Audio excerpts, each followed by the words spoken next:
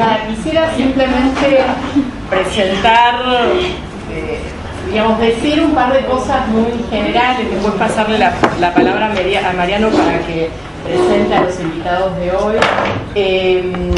Pero queríamos simplemente decir un par de palabras sobre el inicio de este seminario este año, en el 2014, porque es la primera reunión.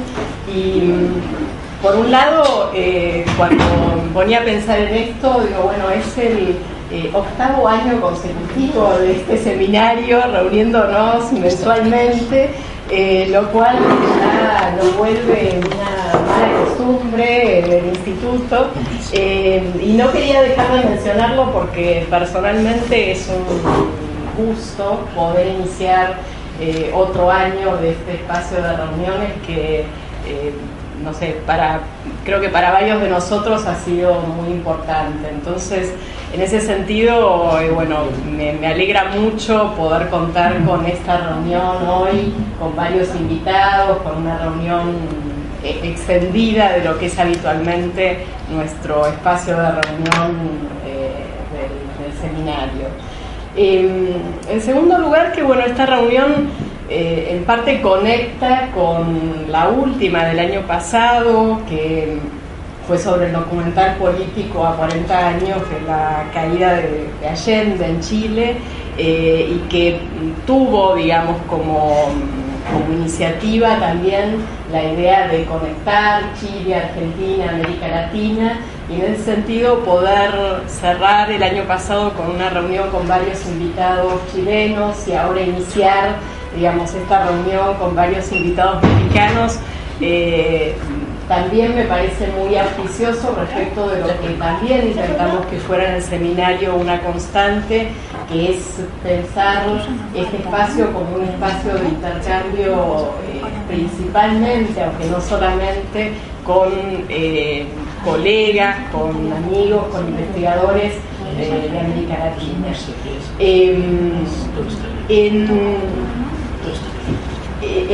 Por otro lado, lo que también no quería dejar de mencionar eran como quizás la novedad más importante del grupo, digamos, de RIME, que tiene que ver con que apareció hace unos días el número 3 de los cuadernos, y que junto con el seminario y con el sitio web, que también ha sido muy renovado durante todo el verano. Como verán, tuvimos un verano muy activo.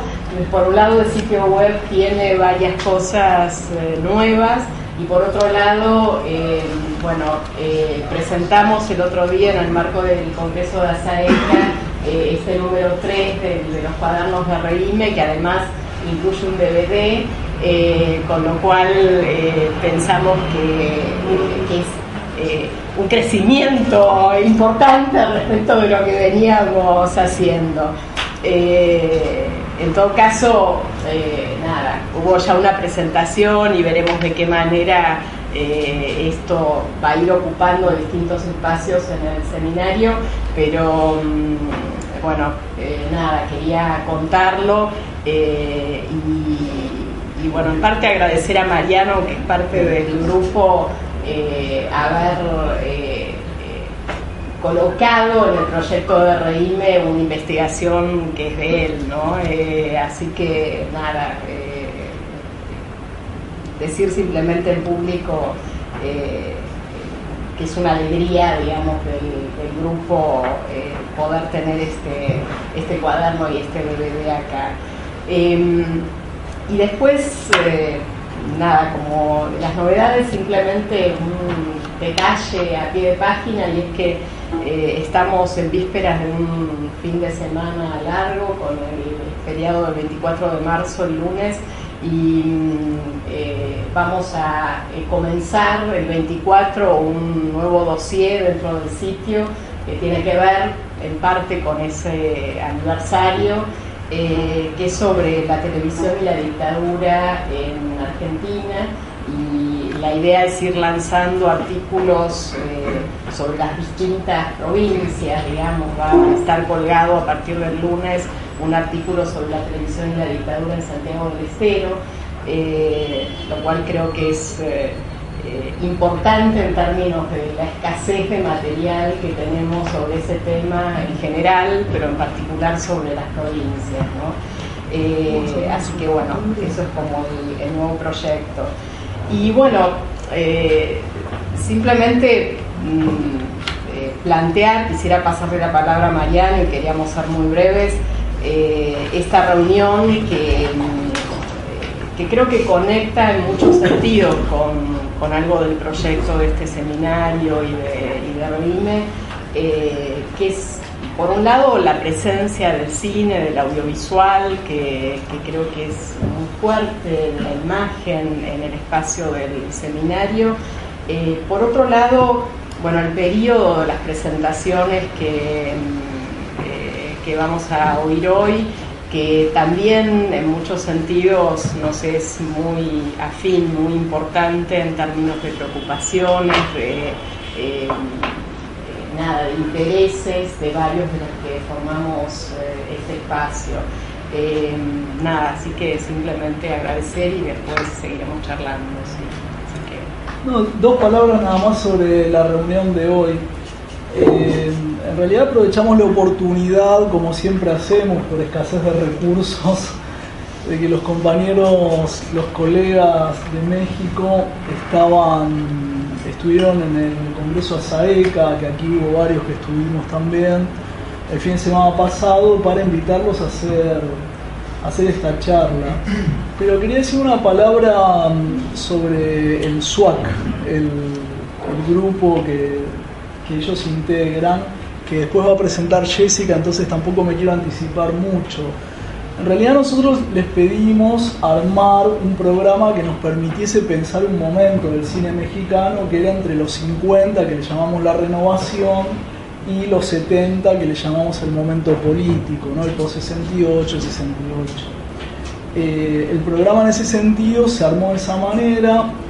Javier Ramírez va a hacer una intervención sobre el periodo de la renovación fundamentalmente. En realidad él ya se refirió a Ripstein aquí mismo en este seminario en alguna oportunidad, no hay que comentar eso. Pero bueno, esperamos no repita, porque si repite que y después posteriormente hay intervenciones que ya se meten más en ese momento. La intervención de Juncia Avilés, que va a trabajar puntualmente sobre el tema de Tlatelolco, ¿no es cierto?, del 68, un momento muy importante. Después la de Israel Rodríguez, que va a hablar de su trabajo de investigación, a pesar que una de sus especialidades también es el 68, Leobardo López Arreche en particular, va a referirse más a los años 70, digamos, y a uno de los colectivos del cine político más importante, de Armando Lazo y otros, que era el Taller Octubre, que tuvo mucho vínculo con América Latina. Ana, que estuvo, Ana Nakmat, que estuvo en ASAECA, no pudo venir, se tuvo que volver antes. Iba a hacer una intervención sobre el contexto, con el contexto latinoamericano, que la va a leer Jessica. Y finalmente, quien va a hacer el comentario es Álvaro Vázquez Mantecón, que en realidad no es de la UNAM, es de la UAM, pero ahí un poco todo se mezcla, porque Álvaro tiene una serie de curadurías y de libros sobre todo este periodo, este extenso periodo. Una de las muestras se inaugura ahora en los próximos días, y a pesar de ello pudieron estar aquí, donde también participó Israel, y previamente han hecho también con Juncia otras curadurías. Entonces nos parecía interesante también que él pudiera hacer algunos comentarios para pensar este periodo del cine mexicano. Y al mismo tiempo también no quería dejar de mencionar que Jessica, que ahora va a hacer la presentación general, tiene un muy interesante trabajo sobre el cine japonés, que lamentablemente no entraba dentro de esta temática, capaz que podríamos haber encontrado, pero bueno, en fin, pero quería simplemente señalar. Bueno, fuera de eso, gracias a todos por venir, a ustedes por estar aquí, y bueno, avanti. Gracias.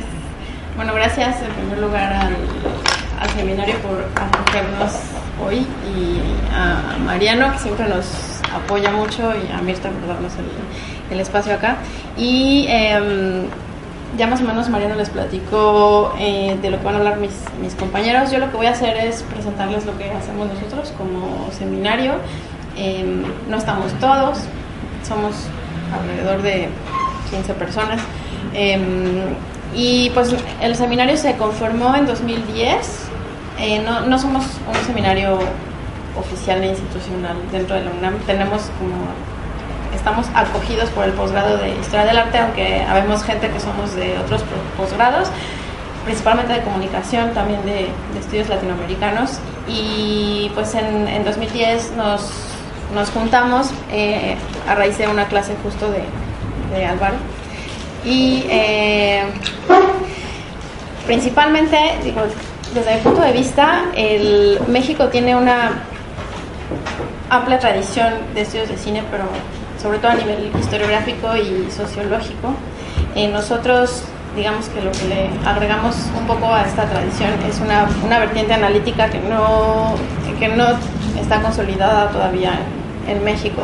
Entonces todos nuestros proyectos pues coincidió que eran sobre cine, que tenía esta importante beta analítica, además de histórica y sociológica, y lo que estamos haciendo es tratar de reflexionar sobre temas que en México se han reflexionado muy poco, sobre teoría del cine, sobre historia del cine y otros temas importantes. Entonces nosotros tenemos tenemos sesiones de seminario donde reflexionamos sobre temas teóricos. Nosotros presentamos nuestros proyectos de investigación que hay de cine mexicano, como Juncia, como Israel, y hay otros proyectos que son sobre cine latinoamericano, el mío que no tiene nada que ver, sobre cine japonés.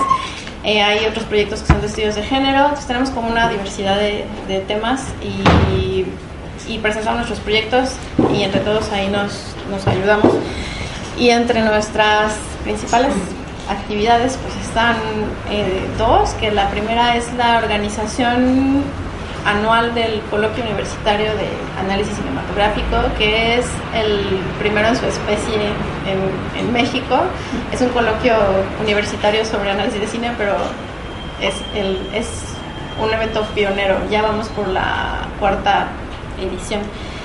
Y tenemos atrás de mi cabeza la convocatoria. Están todos invitados, que este año es del 24 al 26 de septiembre, y el tema, como lo pueden ver ahí, es de la política a lo político, y lo vamos a colgar para que puedan ver más o menos la descripción de las líneas de investigación. Y pues ojalá que quienes puedan ir a México, todos son bienvenidos. Casi siempre tenemos visitantes argentinos, brasileños, chilenos, españoles, colombianos. Más de una cuarta parte es extranjeros, y eso nos da mucho gusto, nos permite intercambiar espacios como este. Y esta es la 4ª edición. Los otros 3 coloquios hemos ido ahí aprendiendo, pero creo que hemos tenido un buen nivel y ojalá que lo podamos seguir mejorando. Y eso es una de nuestras grandes actividades, organizar este coloquio anual, que supongo que hoy va a estar colgada en internet, ya, para que lo puedan ahí ver. Y digo, para los que estén muy interesados, el deadline para mandar abstract es el 30 de abril, por si quieren apresurarse, y los esperamos a todos son bienvenidos. Y el otro proyecto que tenemos, que es importante, es nuestra revista, que... ¿Sí se puede? Sí, pero...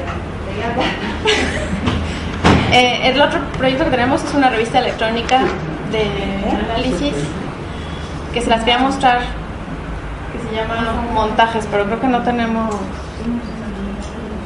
internet. Bueno, no importa. En esta revista estamos por publicar el 3er número. Es una revista que también es internacional, porque la mayoría de los artículos no son mexicanos. No, ninguno es mexicano hasta el momento. Tenemos tenemos 2 números que ya están en línea también en esa página de revistamontajes.org, y también la convocatoria está abierta permanentemente a los que quieran mandar textos de análisis, y ya pues van entrando conforme vamos revisando los artículos que nos llegan y se dictaminan, etcétera, etcétera. Y los 2 números que tenemos ya están colgados en la página, y si ustedes tienen un artículo que quieran mandarnos, pueden hacerlo cuando gusten, y ya el deadline del próximo número lo subiremos también próximamente a la red. Y además de estos proyectos de la organización anual del coloquio y de la revista, que Mariano está en nuestro comité editorial, y pues otros académicos, Álvaro, y ahí, que también no se lo pueden ver en la página, que no podemos ver ahora.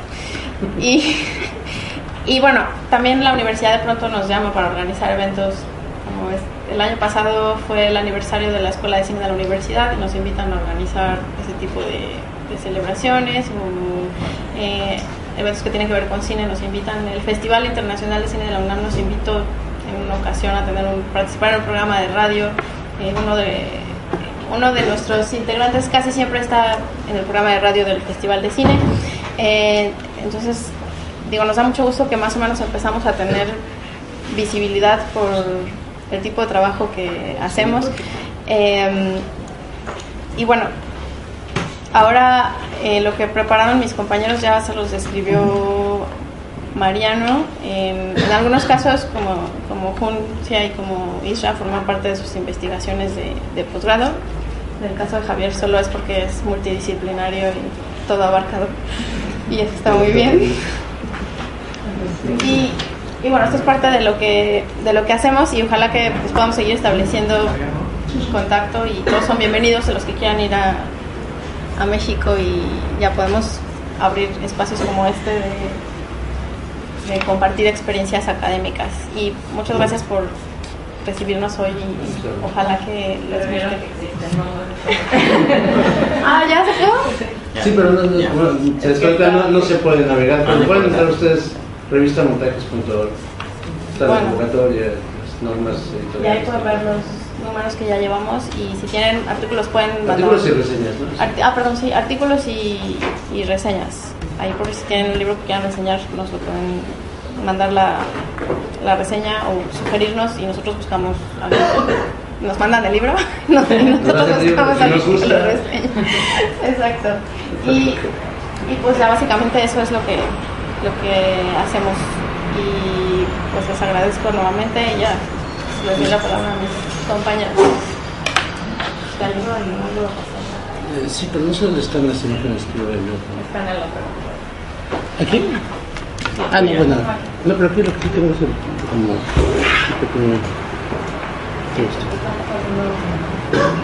Estamos a ver si se ve.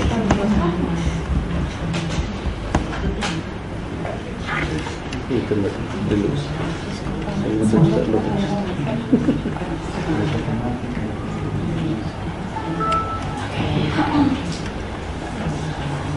Bueno, gracias de nuevo, gracias a Mariano, que ha sido muy entusiasta del proyecto, por supuesto a Álvaro, a todos los que están, a ustedes por estar aquí, por la paciencia.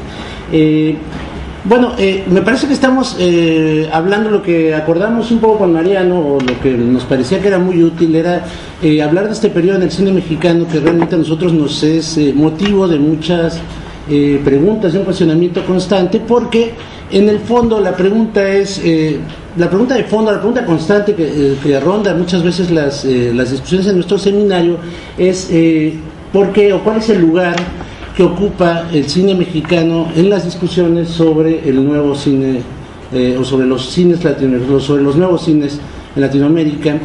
¿Por qué de alguna manera quedó fuera? ¿Por qué no está incluido? Es un debate que constantemente, una pregunta que constantemente regresa. Creo que decir que el cine mexicano está o no está es una cosa realmente intrascendente, que fue validado o no dentro de esta esquema, y lo que más bien nosotros hemos tratado de de respondernos es cuáles son las condiciones y cuáles son las circunstancias que atraviesa el cine mexicano en este periodo entre los años 60 y 70, en este momento del cine político latinoamericano, que nos parece que por ahí hay respuestas interesantes, que nos parece que por ahí hay condiciones específicas que tuvo la industria cinematográfica mexicana y que permiten pues eso, dilucidar cuál es el lugar en el cine político de los años 70 que ocupó la industria mexicana, ¿no? Ahí creo que cuando lleguemos al punto de Israel y en lo que preparó Ana, que leerá Jessica más tarde, vamos a abordar directamente ese tema. Yo voy a hablar en el tiempo que tenemos, vamos a hacer un breve mapeo de este momento que antecede el año del 68 hasta quizás el año del 67, que además me parece que es muy oportuno, es curioso porque en México ahora, a raíz de esta exposición que está por inaugurarse, que curaron Álvaro Israel en la parte de cine, bueno, en general ellos son curadores de la exposición, y que introduce este debate en una como dentro de todo el proceso de las artes que está atravesando México en este periodo que, digamos, en términos históricos es el periodo del desarrollo estabilizador, el periodo que abarca un momento de cierto auge económico, tal vez decir auge es excesivo, pero un momento de estabilidad económica que permitió el desarrollo en muchos ámbitos en nuestro país, y que el cine no es ajeno a lo que está pasando ahí, sino por el contrario una integración que es sumamente interesante, y que ese debate me parece que se va a desarrollar ahora a partir de la exposición que se inaugura pronto, y que de la que yo no conozco nada. Entonces lo que yo voy a decir puede estar completamente fuera de esa discusión, pero me parece que se va a integrar un debate muy interesante, y a una parte que me parece que es muy particular en el caso de este periodo, y que es cómo el proceso del cine nacional se integra con el proceso de las artes, que eso es muy importante, con los grupos artísticos culturales que están en actividad a finales de los 50 y durante la década de los 60 en un momento particular. David Ubiña dice que la novedad como concepto estético es bastante cuestionable, es un concepto que no nos da muchas respuestas. La novedad, sin embargo, es todo un concepto que entre los años 50, quizás desde el final de la Segunda Guerra Mundial y durante la década de los 60, es muy importante. Los nuevos cines, la idea del neorrealismo, de la Nouvelle Vague y de todos los nuevos cines están, de alguna manera, fincadas en esta idea de lo nuevo. Lo nuevo es como la búsqueda en ese momento. En México no fue ajeno a esa búsqueda. Muy por el contrario, en México había una conciencia muy importante de lo que estaba pasando en Francia, de lo que estaba pasando, del movimiento neorrealista. Los grupos intelectuales, culturales, que eventualmente van a participar en el cine a partir de principios de los años 60, muy jóvenes en ese momento, que eran las primeras generaciones universitarias salidas de esta expansión que se da a raíz de la construcción de Ciudad Universitaria en la Ciudad de México en el año 52, tenían conciencia, conocían lo que estaba sucediendo allá, eran lectores de los cahiers du cinema, eran participantes de esta cultura cineclubística que no fue exclusiva desde luego en México, sino que fue una constante.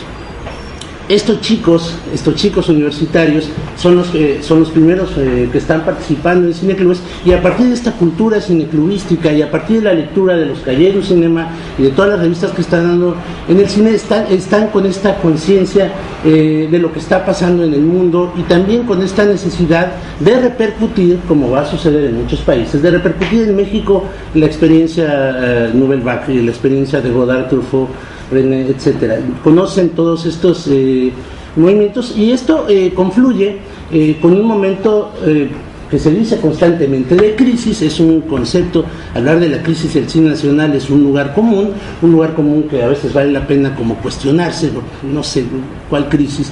No hay un movimiento en todo caso crítico, sino a partir de una cosa que aquí conocemos muy bien, el proceso económico que se da en el momento de la Segunda Guerra Mundial, que permite al cine mexicano un momento de expansión en los años 40, que permite lo que Maricruz Castro dijo, que el cine mexicano se imponga. Eso pasa a partir de la Segunda Guerra Mundial, porque España está en guerra, Estados Unidos se desentiende de los mercados hispanos y Argentina básicamente no tiene película, entonces ahí les ganamos a todos. Pero con la cosa de que también México no fue solamente circunstancial, sino que claramente tiene políticas específicas como llevar a estrellas muy importantes como Hugo del Carril, Libertad Lamarque, muchísimas estrellas de acá pasaron a la industria cinematográfica mexicana. Y así como lo hizo con Argentina, lo hizo con otros países y pudo tener este momento de expansión a los años 40. Para los años 50 eso se acabó, los otros mercados van retomando, el cine mexicano agota sus temas y entra en un periodo de franca decadencia, que para fines de los 50 es lo que se llama constantemente la crisis del cine mexicano, que quizás toca su fondo en el año 58, no en términos de producción, porque se sigue haciendo una cantidad muy importante de películas. En el año 1958 se vuelven a producir 100 películas en México, y sin embargo en términos de calidad, en términos de... es mucho más difícil desde luego que medir que el número de películas, pero sí en términos del impacto que tiene el cine mexicano en los mercados hispanoamericanos, la reducción es muy considerable. Este momento entonces coincide también con un momento de la cultura mexicana, con lo que podemos denominar el proceso general de las artes en México, que tiene que ver con ciertos grupos culturales que se forman en torno a la revista de la universidad, que se forman en torno a la universidad, la generación que se denomina como la Casa del Lago, por un lugar en el bosque de Chapultepec, donde se reunían en este centro cultural muy importante, y en torno a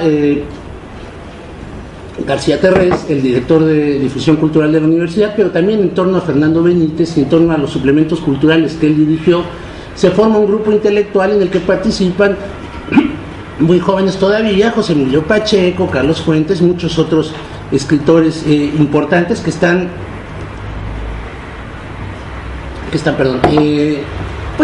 aglutinando a un grupo, y es muy importante, me parece que es muy relevante decir que es un grupo importante, numeroso, pero es un grupo, tendría sus diferencias, pero es un grupo consolidado el que va a participar en muchos terrenos de las artes en México, en torno a estos núcleos que les decía, y a los que José Agustín va a decir el establishment, ¿no? Esta mafia que controla la cultura en México de alguna manera. Evidentemente es una cosa muy compleja, muy complicada, implica muchas cabezas, pero hay este momento de aglutinamiento en torno a las letras, pero también van a aglutinarse ahí de alguna manera los procesos que están surgiendo en otros campos, ¿no? Es un momento de renovación, es un momento en que, por ejemplo, la pintura mural ha terminado como su periodo de esplendor, y la pintura de Caballete y estos jóvenes que están buscando sus espacios en torno a José Luis Cuevas, por ejemplo, pero también junto a Rufino Tamayo, otros pintores que apuestan por otra pintura, por la pintura de Caballete, por otros temas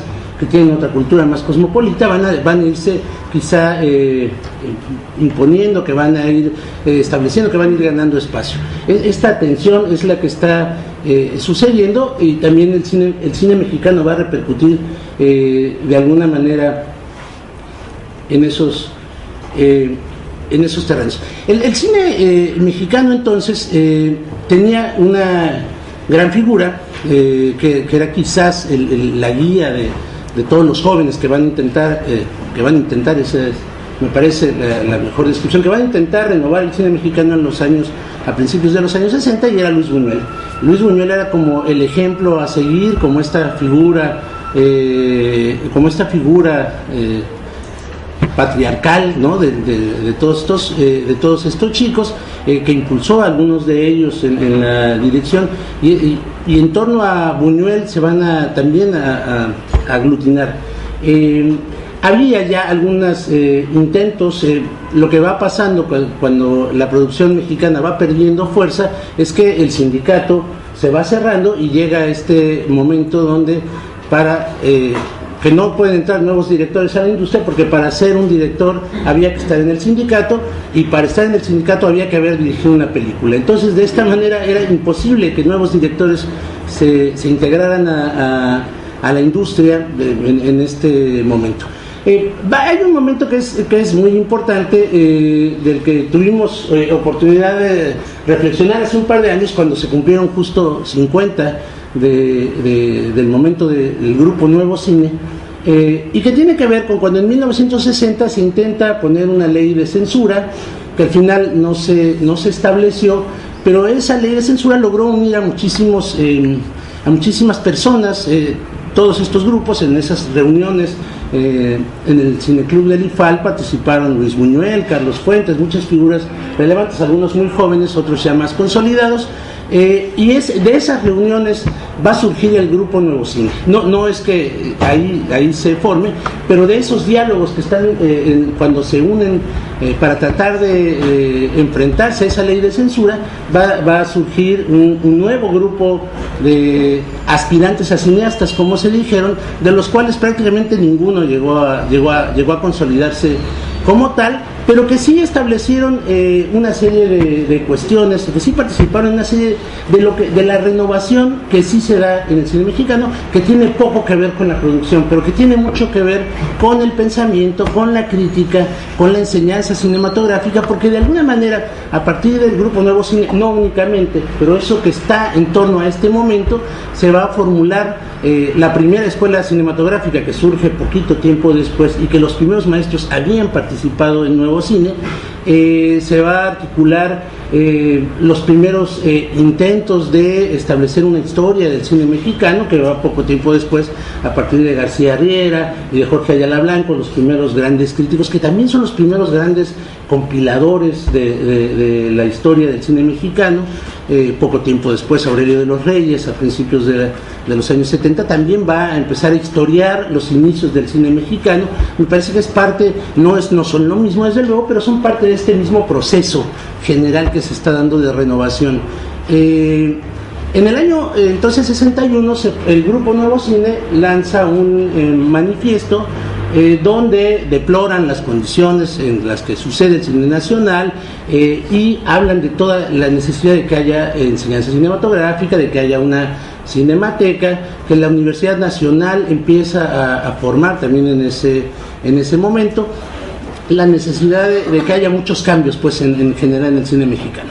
Ellos publican una revista que es una revista muy importante, aunque tuvo una vida corta, 7 números en un periodo de poco más de año y medio tal vez, no lo sé, la revista Nuevo Cine, y donde hay algunos artículos muy importantes, algunas de las primeras reflexiones hechas por estos muy jóvenes, la mayoría de ellos escritores, que algunos como Salvador Elizondo consolidaron una carrera en las letras y no lograron consolidarse como cineastas. Entre ellos Jomí García Scott, un poeta cubano que hizo la película que es documento fílmico del grupo, ¿no? Es digamos, replicando la experiencia francesa. Ellos eran aspirantes a cineastas y la experiencia mexicana está relacionada con la producción de En el balcón vacío. Esta película que es, yo puse ahí bueno, ahí está el fotograma, igual se lo pasas, solo puse unas imágenes porque no da tiempo. En el balcón vacío, y es muy importante en el Grupo Nuevo Cine la experiencia del exilio español que había llegado a raíz de la guerra civil. Igual si las pasas, bueno, y otra más, bueno, hay unas imágenes, en realidad la película está en YouTube si a alguien le interesa mirarla, pero más que ver la película, lo que me interesa señalar es esta parte, cómo se introduce en este proceso.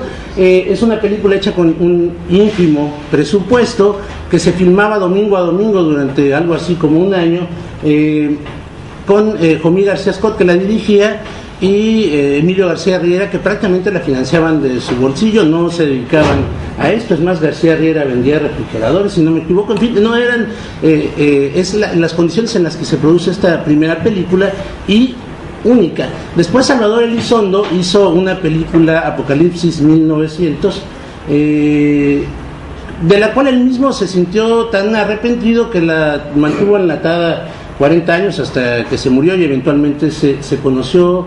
La película es una película bastante experimental, bastante rara, hecha cuando ya el grupo ya no existía, en el año 64, 65, no estoy seguro, y que era a partir del montaje de imágenes fijas, estaba hablada en francés, tenía música, más bien como montaje de atracciones, pero de lo que Salvador Elizondo sí retoma algunos temas para su novela Parvef, ¿no? Y es, me parece, un punto donde el mismo Elizondo renuncia al cine, como antes había renunciado a la pintura, para decidirse definitivamente por las letras. En fin, esa película no podría ser parte del grupo Nuevo Cine. Este es como su documento fílmico. Hay que decir que para este momento hay otros grupos tratando de trabajar en la industria cinematográfica. Me parece que es sumamente relevante los documentalistas que desde los noticieros cinematográficos van a empezar a incursionar de alguna manera en la industria, muy acusadamente Carlos Velo, todos los que en torno a Manuel Barbachano, que es un importante productor de cine, que produjo por ejemplo Nazarín, la película de Luis Buñuel, y que también van a participar de este proceso, ¿no? Más adelante regresamos un poco a la figura de Barbachano, y muchos hay como estos pequeños grupos que están tratando de incursionar en la industria. Me parece que a esta crisis y a este momento de renovación desde la producción cinematográfica hay diferentes respuestas. Yo las agrupo en 4, que más o menos se las voy a contar brevemente. Bueno, trato de hacer nada más como un mapeo. Bueno, esta es la imagen de Apocalipsis 1900, no sé si hay otra, pero bueno, ese tipo de imágenes. No, esta imagen es un poco no sé, aleatorias, un poco con un automatismo en el montaje. Eso es. Bien, no sé qué imagen hay después. Bueno, entonces decía yo, hay como varias respuestas y voy abreviando porque si no nos va a dar tiempo a todos. Desde la industria cinematográfica misma hay una respuesta a la situación de crisis, lo que se llamó el cine de aliento. Es decir, películas hechas desde la industria con enormes presupuestos, muchas veces tratando de hacer las grandes obras de la literatura mexicana. Por ejemplo, se hizo El Pedro Páramo, una producción multiestelar con muchísimo dinero que resultó un tabique insufrible, y así le fue en la taquilla. Este tipo de esfuerzos desde la industria muchas veces resultaron muy fallidos. Pero por otro lado, dentro de la industria está Luis Buñuel, que está en su último momento de hacer cine en México, que va a ser El Ángel Exterminador en el año 60, 61, no sé, a lo mejor me equivoco, Simón del Desierto y alguna más que hacen en este periodo. Viridiana la hacen en el año 60 en España, claro. Por ahí falta otra. No sé, bueno, es el último momento de Buñuel en México, pero también es el momento en que algunos de sus herederos, digamos, están incursionando en la industria. Luis Alcoriza, que tenía una larga trayectoria como guionista en el cine nacional, va a ser su mejor momento en el cine en estos mismos años, primeros 60, cuando hace Tlayuca, en Tiburoneros, Tarahumara, las 3 películas muy importantes. Después va a tener altibajos a lo largo de su vida, pero este es un momento de mucha importancia. Y por otro lado es el momento en que Arturo Ripstein empieza a hacer sus primeras películas. Arturo Ripstein, que se había también formado en torno a la figura de Luis Buñuel, que alguna vez lo asistió. En fin, entonces desde la industria misma hay un momento, hay este intento de renovación del cine nacional.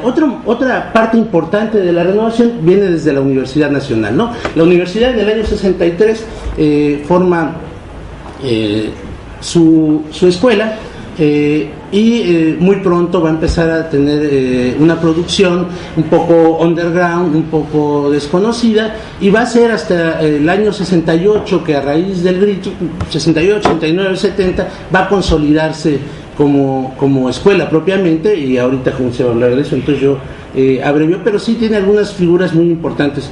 Y la primera película universitaria prefería La Rosita. Aunque hay que decir que en esos primeros años la escuela de cine de la universidad estaba muy preocupada por hacer un cine pedagógico, ¿no? Hacer películas, por ejemplo, que se llaman La Facultad de Química o El Jardín Botánico, porque estaba en este periodo, en este momento de definición que le llevó muchos años consolidar, en un momento en que no tenía sede, en fin. Hay desde un cierto cine independiente, un poco experimental también, estos intentos de renovación del cine nacional. Hay muchas películas interesantes, pero igual no se llega a consolidar. Y quizás la parte más interesante en torno a la renovación tiene que ver en el año 65 con el concurso de cine experimental, donde van a surgir nuevos cineastas jóvenes. La mayoría de ellos no van a seguir una carrera, no van a consolidar una carrera en el cine, pero va a permitir que haya otras cosas, y sobre todo, más que haber una experimentación formal, que salvo la película ganadora, el resto de las películas me parece que en lo que están innovando es en introducir nuevas temáticas, en hablar de nuevos grupos. Por ejemplo, un tema recurrente a lo largo de estos años es el tema de la niñez, ¿no? Un tema que se había tocado evidentemente antes en el cine mexicano, pero hay un nuevo enfoque. Me parece que por ahí, desde las temáticas, desde las nuevas narraciones, hay una experimentación mucho mayor que propiamente en lo formal. Finalmente, hay eso sí, una serie de experimentos, de experimentaciones que están en este mismo momento funcionando, particularmente el cine de Gurrola, que es el tríptico de la creación artística, en fin, fuera esto sí, todo de los canales formales, cine que tiene baja distribución, al final, que es un poco desconocido, y que solo Álvaro, que se la pasa hurgando en la basura, de pronto encuentra esas cosas y nos enteramos de que existieron. En fin, este cine siempre quedó así como en este lugar marginal.